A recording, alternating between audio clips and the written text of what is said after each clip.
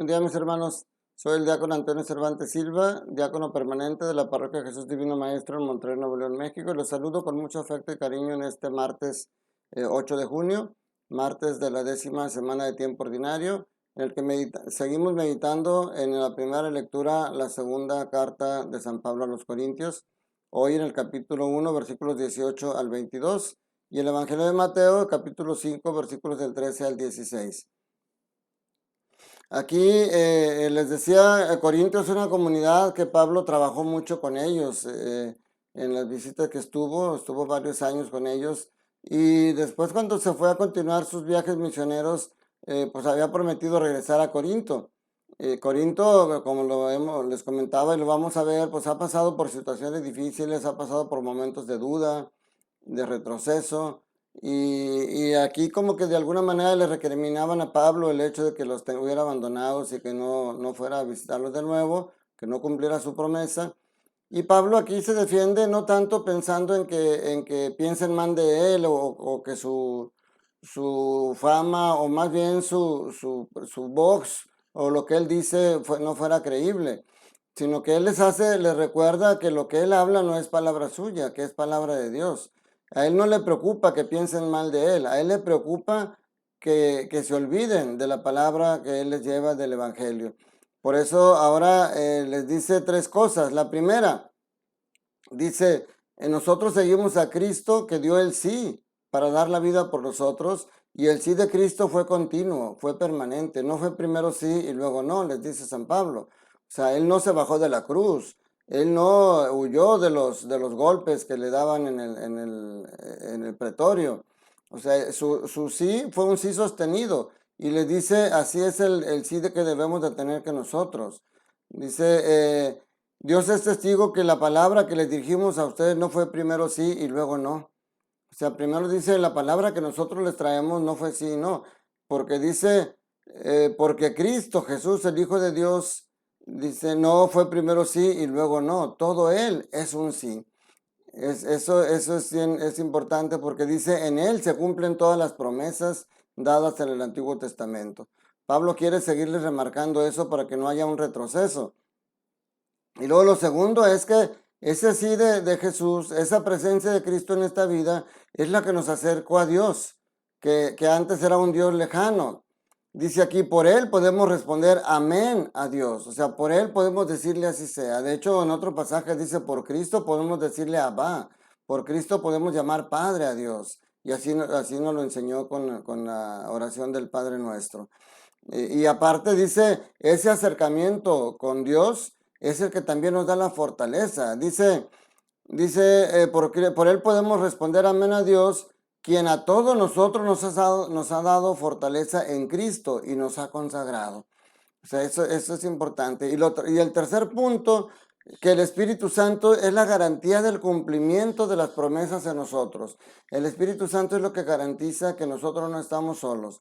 Dice, nos ha marcado con su sello y ha puesto el Espíritu Santo en nuestro corazón como garantía de lo que vamos a recibir. O sea, el Espíritu Santo es garantía que las promesas cumplidas en Cristo ahora se cumplen en nosotros. Ese es un hermoso regalo que Pablo quiere que los corintios no se olviden, y por eso hoy se los remarca. Y Mateo también muy hermosamente, después de hablar de las bienaventuranzas, que es la carta magna del Evangelio, hoy nos dice que como cristianos que recibimos las bienaventuranzas, tenemos que tener actitudes que demuestren eso. Ayer yo les decía que cuando una persona está endemoniada, cuando una persona está poseída, cuando un espíritu malo entra en una persona, eso nosotros no nos damos cuenta más que por sus conductas, por sus comportamientos, por el mal que hace. En cambio, cuando una persona tiene el Espíritu Santo, es poseído por el Espíritu Santo en su corazón, también tiene que haber comportamientos que hagan patente esto. Y hoy Cristo nos dice tres cosas. Primero, nos da tres ejemplos de cómo debemos de ser nosotros que tenemos a Cristo y al Espíritu Santo en nuestro corazón. Primero, la comparación es con la sal. Ustedes son la sal de la tierra. ¿Para qué sirve la sal? La sal sirve para darle sabor. Una comida sin sal es una comida desabrida. Y también en aquel entonces, antes que no había refrigeradores como hoy, la sal servía para librar a los alimentos de la corrupción y de que se echaran a perder. Ponían los alimentos en sal para mantenerlos bien. Entonces, lo que nos dice Jesús, dice, no se puede ocultar, perdón, dice, si la sal se vuelve insípida, ¿con qué se le devolverá el sabor? Ya no sirve para nada y se tira a la calle para que la pise la gente. O sea, nosotros tenemos que ser sal. Sal del mundo significa darle color al mundo. Como cristianos tenemos que tener esa alegría. Dice Santa Teresa, una monja triste es una triste monja, un santo triste es un triste santo. Nosotros tenemos que tener esa chispa que nos da el Espíritu, esa alegría de tener la paz de Cristo en el corazón, y eso se tiene que notar.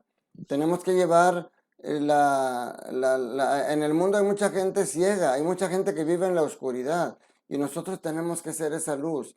Tenemos que ser como la pequeña historia de ese ciego del pueblo que en la noche iba con una lámpara por los caminos del pueblo, y sus amigos se burlaban de él y le decían, pues tú eres ciego, ¿de qué sirve que vayas con esa lámpara si tú no ves la luz? Y él les dice, la lámpara no es para alumbrarme a mí, es para que se alumbren a las personas que pasan a mi alrededor y que puedan ver por dónde vayan. Así debe de ser tu luz, que oriente a los demás hacia Cristo, porque vean tu comportamiento. Y luego la segunda comparación dice, ustedes son la luz, ustedes son, perdón, aquí revolví, primero era sal, ustedes tienen que dar ese color, ese sabor a través de su comportamiento, darle el condimento, la alegría a la vida de los demás. Y a la segunda decía, ustedes son la luz del mundo.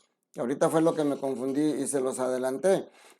Ser luz del mundo y sal de la tierra es ser esas personas que llevan alegría donde hay tristeza, esas personas que iluminan y alegran el corazón de los demás, esas personas con las que da gusto trabajar y platicar, no ser como las personas que les llaman la rotonda porque todo el mundo que los ve les saca la vuelta. Dice, no se construye, no se puede ocultar, no se enciende una lámpara para ponerla debajo de la mesa, se pone sobre el candelero para que alumbre a todos los de la casa. Así debemos de ser nosotros. Y en la tercera comparación dice, no se puede ocultar una ciudad construida en lo alto de un monte. O sea, ¿qué significa? Que así como cuando van a dar señas y está la ciudad visible, dicen, mira, de dónde está esa ciudad para la derecha, de dónde está esa ciudad para la izquierda. O sea, es una señal notoria que se vuelve un punto de referencia para los demás. Eso debemos de ser de nosotros, un punto de referencia para los demás de cómo orientarnos para llegar a Dios. Eso es a lo que nos pide, ese es el estilo de vida que hoy nos pide Jesucristo, ser luz del mundo y sal de la tierra. Dice que de igual manera brille la luz de ustedes ante los hombres, para que viendo las buenas obras que ustedes hacen, den gloria a su Padre que está en los cielos.